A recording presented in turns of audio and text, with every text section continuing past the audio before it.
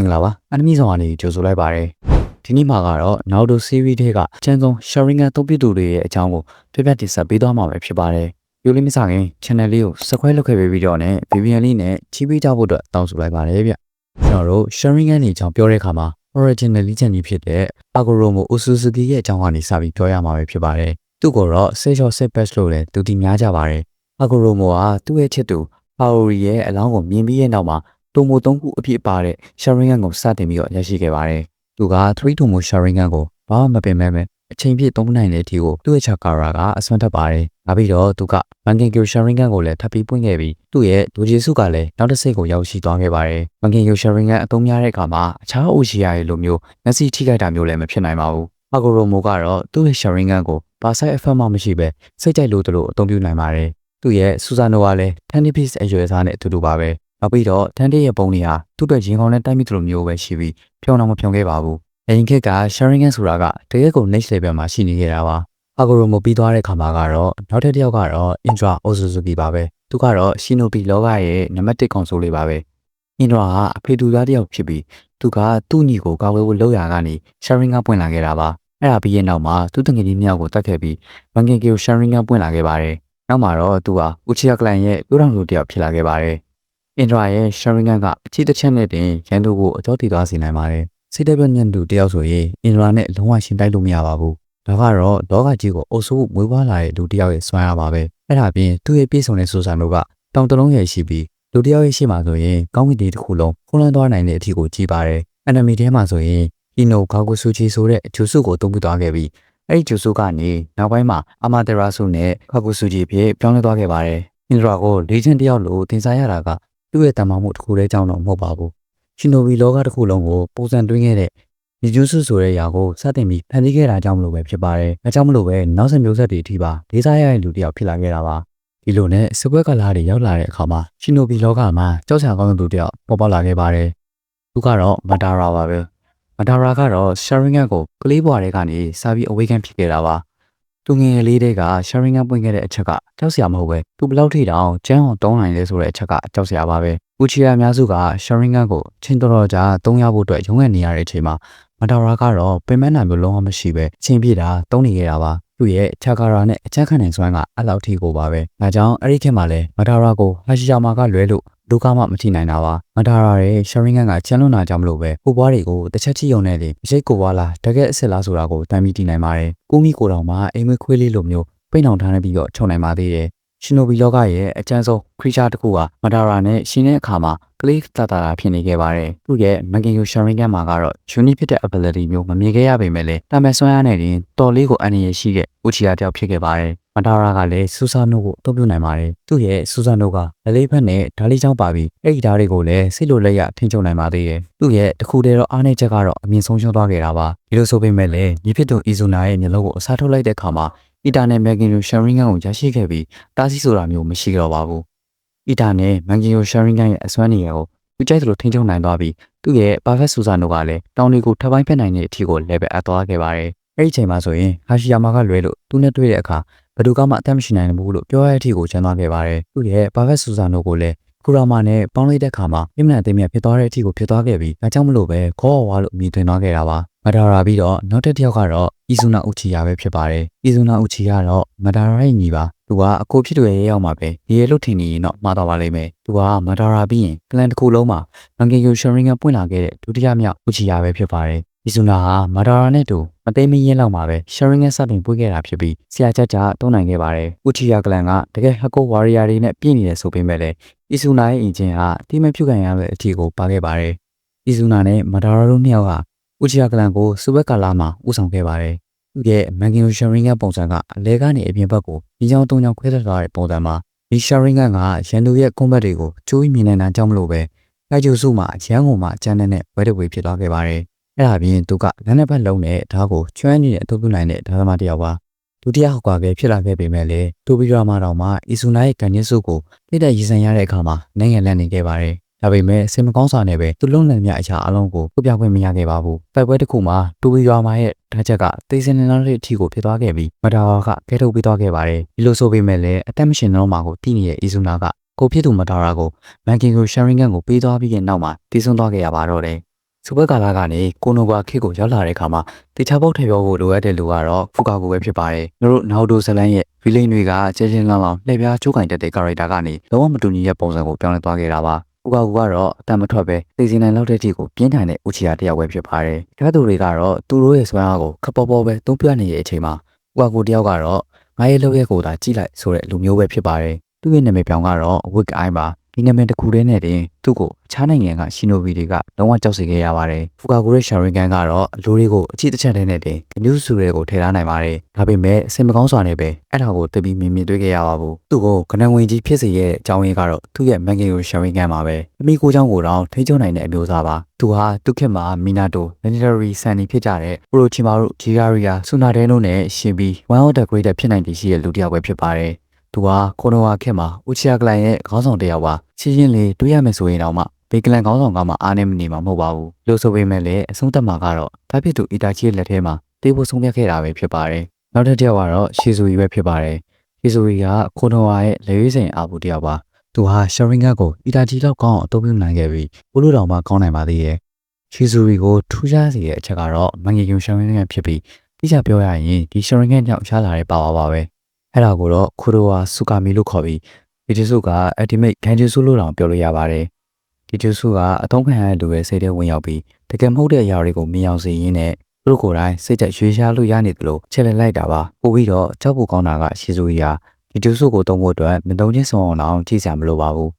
ဒီဂျီဆုကအနှုတ်စိတ်ပြီးတိကျလွန်းတာကြောင့်မလို့ပဲကိုယ်တိုင်ကဂန်ဂျီဆုမိနေမှနားနဲ့တဘောပေါက်သွားဖို့ဆိုတာကလည်းမဖြစ်နိုင်သလားပါပဲဒါပေမဲ့လည်းအားနည်းချက်တစ်ခုတော့ရှိနေပါသေးတယ်ဒီဂျီဆုက10နှစ်မှတစ်ချိန်သုံးလို့ရပြီးခန္ဓာကိုယ်ထဲမှာဟာရှိရာမှာဆဲတွေရှိနေမှသာကိုယ်တော်လျှော့ချနိုင်မှာပါ။တင်မကောင်းစွာနဲ့သူကဒီဂျေဆုကိုမန်ဂါထဲမှာလက်တွေ့တုံးပြခဲ့ပေမဲ့လည်းလက်သူရဲ့ POV ကိုတော့မမြင်ခဲ့ရပါဘူး။နောက်ပြီးသူကဆူဆာနိုကိုလည်းသုံးနိုင်ပြီးသူ့ရဲ့ဆူဆာနိုအယောင်ကတော့အဆင်းရောင်ပါ။ရှီဇူရီကဇလန်စောပိုင်းမှာတည်ဆုံသွားခဲ့ပြီးသူ့ရဲ့မျက်လုံးကိုရသွားတဲ့လူတွေကသာဆက်လက်အသုံးချခဲ့ပါတယ်။ရှီဇူရီရဲ့အီရွာကြောင့်ပြောပြီးဆိုရင်အီတာချီကိုလည်းခြံထားခဲ့လို့မရပါဘူး။အခြားသောကလေးတွေကငိုယိုလည်းပြောလိုက်လုံးနေကြတဲ့အရှိနေတာရွယ်မှာပဲခွဲသားတွေတည်သွားခဲ့တာကိုမြင်ခဲ့ပြီးရှရင်ဂန်ပွင့်လာခဲ့ပါတယ်။အီတာချီကသူ့ရဲ့အခြေခံ3 ထုံမိုရှရင်ဂန်ကြောင့်နာမည်ကြီးရမဟုတ်ပဲမန်ဂင်ကီကိုရှရင်ဂန်ကြောင့် legendary တယောက်ဖြစ်နေခဲ့တာပါ။မန်ဂင်ကီကိုရှရင်ဂန်ကြောင့်သူကဂန်ဂျစ်စုပိုင်းမှာတော်တော်လေးကိုအားကောင်းပါတယ်။သူ့ရဲ့ညာဘက်မျက်လုံးမှာကတော့အာမာတေရာဆုလို့ခေါ်တဲ့အကြီးတစ်ချက်နဲ့ဘေးယာကုံမဆိုးလောင်ကျွမ်းစေနိုင်တဲ့အနက်ရောင်မီတောက်တွေကိုထုတ်လုပ်နိုင်ပါတယ်။ဘဲရဲ့မျက်လုံးကတော့ဆူကိုယိုမီလို့ခေါ်တဲ့တက္ကနိကိုရှိပြီ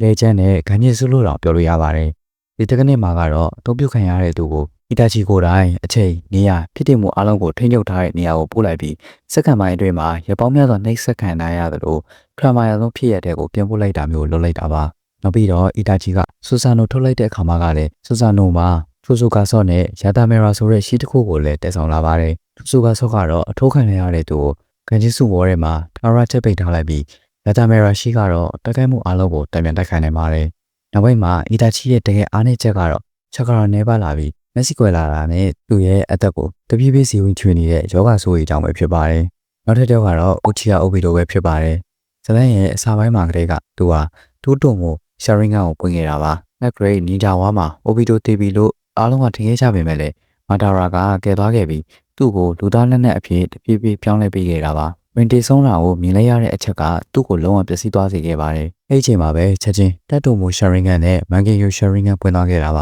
ါအိုပီတိုကမန်ဂီရိုရှာရင်ဂန်ကိုအခြားယူဇာတွေလို့ပြဿနာမရှိပဲတာယာလေးသုံးနိုင်ပါတယ်။နောက်လည်းမတာရာကသူ့ကိုကဲခဲ့စဉ်ကခန္ဓာကိုယ်ရဲ့ဟာရှိယာမှာဆဲအနေငယ်ထည့်ပေးခဲ့တာကြောင့်ပါအိုပီတိုရဲ့အဓိကပါဝါကတော့ခါမူကြီးပါပဲ။ဒီတက်ကနစ်နဲ့ဆိုရင်သူကဘေးတက်ခုံမှာမထိခိုက်ပဲထည့်သွားစေနိုင်ပါတယ်။ခါမူကြီးနဲ့သူသွားလို့ရနေရာကိုတယ်လီပို့လုပ်နိုင်တယ်လို့မျိုးပဲဘေးယာကုံမဆိုလဲအခြား dimension တစ်ခုလိုမျိုးပို့လိုက်နိုင်ပါတယ်။အိုပီတိုကဂန်နစ်စုပိုင်းမှာတော်လေးကိုကောင်းမွန်တာကြောင့် Tiny Beast တွေကိုလည်းထိချုံနိုင်ပါတယ်။ enemy ထဲမှာဆိုရင် 3D ပါရှင်ဖို့မီဇူကာခဲကိုနှစ်ပေါင်းများစွာထိချုပ်ထားခဲ့ပူပါတယ်။အချိန်တွေဆိုးရခဲ့ရင်လည်းအိုဘီတိုမှာချီကိုတစ်ခုရှိပါသေးတယ်။အဲ့ဒါကတော့အီဆာနန်ဂီပါပဲ။အီဆာနန်ဂီကဖြစ်တဲ့မှုအားလုံးကို rewrite လုပ်နိုင်တဲ့ကျူစုပါ။ဒီကျူစုကိုအိုဘီတိုဟာခွန်နန်နဲ့ပတ်တယ်မှာတစ်ခါပဲသုံးခဲ့ပူပါတယ်။ဒီကျူစုရဲ့ဆိုးကျိုးကတော့အသုံးပြုသူရဲ့မျက်လုံးကိုကန်သွားစေတာပါ။ဒါကြောင့်မလို့ပဲဒီကျူစုနဲ့ခွန်နန်ကိုတပ်ပြီးရနောက်မှာအိုဘီတိုဟာမျက်လုံးတစ်ဖက်ကန်သွားခဲ့ပြီးနဂါတိုရဲ့ running gun ကိုယူခဲ့ပါတယ်။နောက်တစ်ယောက်ကတော့ခါခါရှိဟာတာခဲ့ပဲဖြစ်ပါတယ်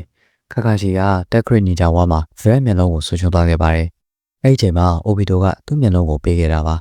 ဒါခမမိုင်လက်ဆောင်လို့ထင်ခဲ့ရပေမဲ့ပြဿနာအကြီးတစ်ခုရှိပါသေးတယ်ခါရှိကဦးချီယာမဟုတ်တာပါဒါကြောင့်မလို့သူကရှာရင်ဂန်ကိုလိုတလိုပိတ်ခွင့်လုပ်နိုင်မဲ့အမြဲပွင့်နေခဲ့ပြီးသူ့ရဲ့ချာကာရာကိုအချိန်ပေးဆွဲယူပါတယ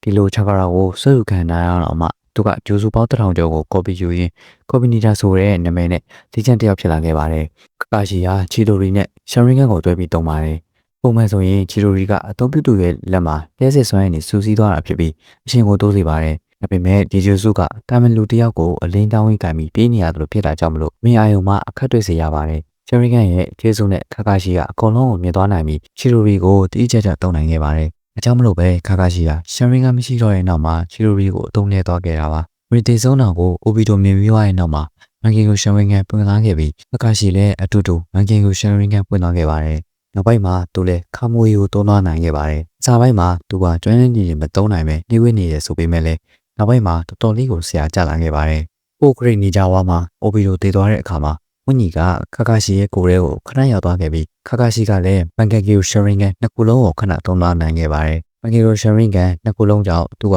shortest တဲ့ခါမိုရီကနောက်တစ်ဆက်ခါမိုရီရောပါသုံးယူနိုင်ခဲ့ပြီးစစ်ဘက်ချာကာရာကိုပါရရှိသွားတာကြောင့်အချိန်ကားထပ်ပိုပြီးကျန်းလာပြီးမန်ကင်ကီကိုရှာရင်ကန်ကိုတော့ရှော့ side effect မရှိပဲသုံးယူနိုင်ခဲ့ပါတယ်။ခါကာရှိရဲ့ဆူဆာနိုကတော့ company body ဆူဆာနိုဖြစ်ပြီးလေးဝပြန်နိုင်ပါတယ်။သူ့ရဲ့လက်နက်ကတော့ခါမိုရီရှီရီကန်ဖြစ်ပြီးနာမည်တိုင်းပဲပြစ်လိုက်တဲ့ရှီရီကန်နဲ့ခါမိုရီနဲ့တွဲသုံးပြီးenemy ရဲ့အစိပ်ပိုင်းကို dimension နဲ့ထည့်တာမျိုးလုပ်နိုင်ပါတယ်။နဂါရှိရဲ့ Mangekyo Sharingan နှစ်ခုလုံးနဲ့ကျန်းနိုင်ခဲ့တာအချိန်ခဏပဲဆိုပေမဲ့လည်းဒေါ်ရိုရှိဘိုရီရဲ့ final boss လို့ပြောရမယ်။ခါကူရာအိုဆူဆူကီနဲ့ရှင်းချနိုင်တဲ့တီကိုကျန်သွားခဲ့တာပါ။နောက်တစ်ယောက်ကတော့တန်ဆိုရှိမှုပါပဲဖြစ်ပါတယ်။တန်ဆိုကလည်း Uchiha Clan ကမဟုတ်တာကြောင့် Sharingan မရှိပါဘူး။ဒါပေမဲ့ Sharingan ရဖို့နှစ်ပတ်တဲ့နည်းလမ်းတွေအများကြီးလုပ်ခဲ့ပါတယ်။ဟုတ်ပါတယ်ကျွန်တော်တို့ enemy ထဲမှာမြင်တွေ့ခဲ့ရတဲ့အတိုင်းညာဘက်နှလုံးနဲ့ညာဘက်လက်ဖက်လုံးမှာ Sharingan 10လုံးထည့်မြောက်လိုက်တာပါ။ညာဘက်မျက်လုံးကတော့ရှီဆူရဲ့မန်ကင်ကိုရှာရင်ဂန်ကိုထည့်ထားတာဖြစ်ပြီးလက်မောင်းကရှာရင်ဂန်ကတော့ဦးချီယာမျိုးတုံးတစ်ဖြတ်မှုနောက်ပိုင်းမှာအလောင်းတွေကနေဖြုတ်ခဲ့တာပါသူ့ရဲ့အကျဉ်းဆုံးဖြစ်တဲ့အချက်ကတော့တာမီချူဆူဖြစ်တဲ့အီဆာနာတီကိုအချိန်အများကြီးသုံးနိုင်တာပါပဲဒါကိုဆတ်စကီနဲ့ပတ်တယ်မှာတော့ကဆယ်ချိန်လုံးသုံးသွားခဲ့ပါတယ်သူ့ကိုယ်လေးကဟာရှီယာမာဆဲတွေကြောင့်ရှာရင်ဂန်တစ်လုံးကိုအမြင့်ဆုံးစက္ကန့်60သာသုံးနိုင်ပြီးသူဟာအီဆာနာကီဂျိုဆူကိုဆဲကောက်သုံးပြသွားနိုင်ခဲ့တဲ့အကြောင်းယူဆတစ်ယောက်ပဲဖြစ်ပါတယ်အဲ့ဒါပြင်ဒန်ဆိုကိုအနေအများစီရဲ့အချက်ကဒီဇိုင်နာကီဂျိုစုကိုစပန်နိုင်တာတခုလည်းမဟုတ်ပဲခီဆူရဲ့မန်ဂီလိုရှာရင်ဂန်ကြောင့်အသုံးပြုနိုင်ခဲ့တဲ့ကိုတိုဝါမာဆူကမီဂျိုစုကြောင့်ပဲဖြစ်ပါတယ်ခီဆူရဲ့ခံရစုနဲ့အတူတူပါပဲအချီတစ်ချက်တည်းနဲ့ရန်သူကိုသူ့ဘာသာသူလုံနေရလို့တွေးစီပြီးကိုလုတ်ချင်တာကိုလှုပ်လို့ရအောင်ထိချုပ်လိုက်တဲ့ခံရစုပါသူဟာဒီလို potential တွေရှိပေမဲ့လည်းဒီဇိုင်နာကီကိုမတဲ့တစ်ခုတည်းမှာစက်တိုက်စပန်သွားတာဖြစ်ပြီးအရေးတွေးတဲ့အရေးတော့ကိုပို့ပြီးယူတူခဲ့တာကြောင့်အသုံးဆုံးရှာရင်ဂန်ယူဇာတစ်ယောက်လို့ပြောရမှာပါနောက်ထပ်တစ်ယောက်ကတော့ရှင်းဦးချီယာပဲဖြစ်ပါတယ်တကယ်ယူသွမှုအစစ်မှန်ရှိတဲ့ဦးချီယာအတူတယောက်ပါရှင်းဟာအိုရိုချီမာရုရဲ့စန္ဒခံပစ္စည်းတစ်ခုတာဖြစ်ခဲ့ပေမဲ့ဦးချီယာကလန်နဲ့ပတ်သက်တဲ့မြောက်ကိုယူသွခဲ့တာပါအထူးသဖြင့်ဦးချီယာအီတာချီရဲ့အတွေးမြင်တွေကိုပါ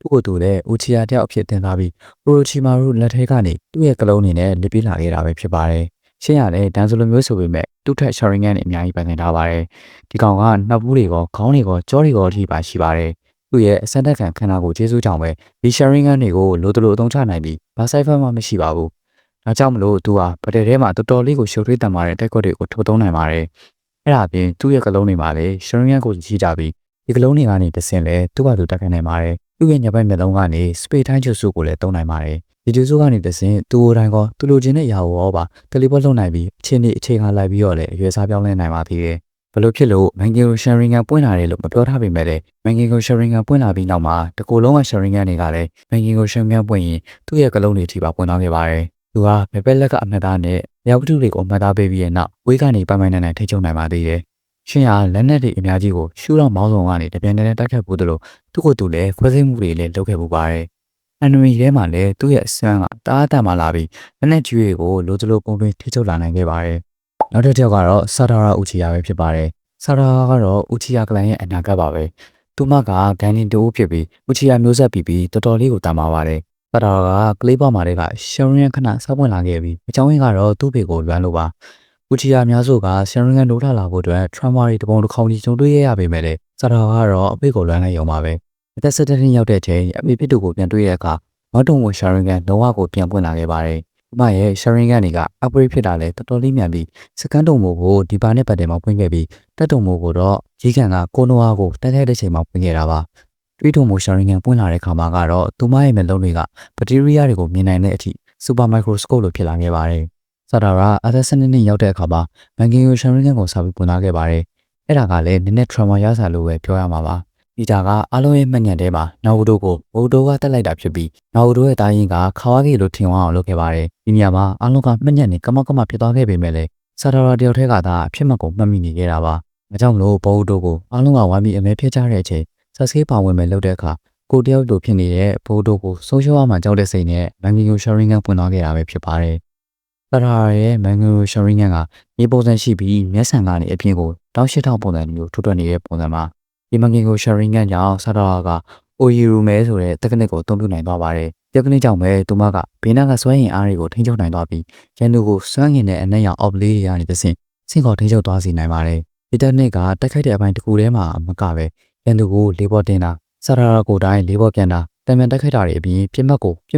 offset ဆက်ထည့်ပြီးပောက်ကွဲအောင်လည်းလုပ်နိုင်ပါသေးတယ်။နောက်ဆုံးပြောမယ့်တယောက်ကတော့ Sasuke ပါ။ဥချီယာကလန်ကြောင့်ပြောတဲ့အခါမှာ Sasuke ကချန်ထားလို့မရပါဘူး။သူ့ကိုနောက်ဆုံးမှထားရတာကရှေ့မီနောက်မီတယောက်ဖြစ်နေလို့ပါပဲ။ကိုပြစ်တူအီတာချီကတပီသားစုလုံးနဲ့ကလန်တစ်ခုလုံးကိုပြင်သွားတာမြင်လိုက်ရတဲ့ညမှာပဲအသက်9နှစ်နဲ့ Sharingan စပြီးပွင့်ခဲ့ပါတယ်။ဒီနာကျင်မှုနဲ့ကစားချေလိုတဲ့စိတ်ကြောင့်သူဟာနောက်ပိုင်းမှာပထမဆုံးနေကြတဲ့ကတယောက်ဖြစ်လာခဲ့ပါတယ်။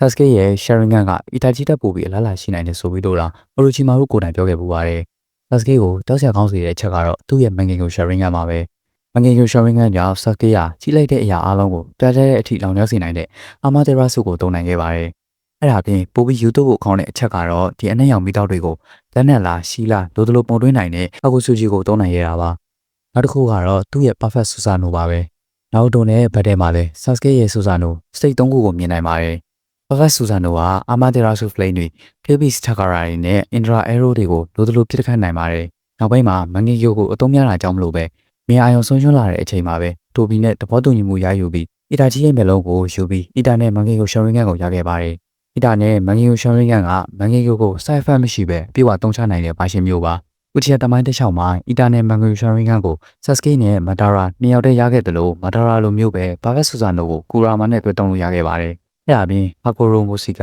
စစ်ဘက်ပါဝါရလာတဲ့အခါမှာလေ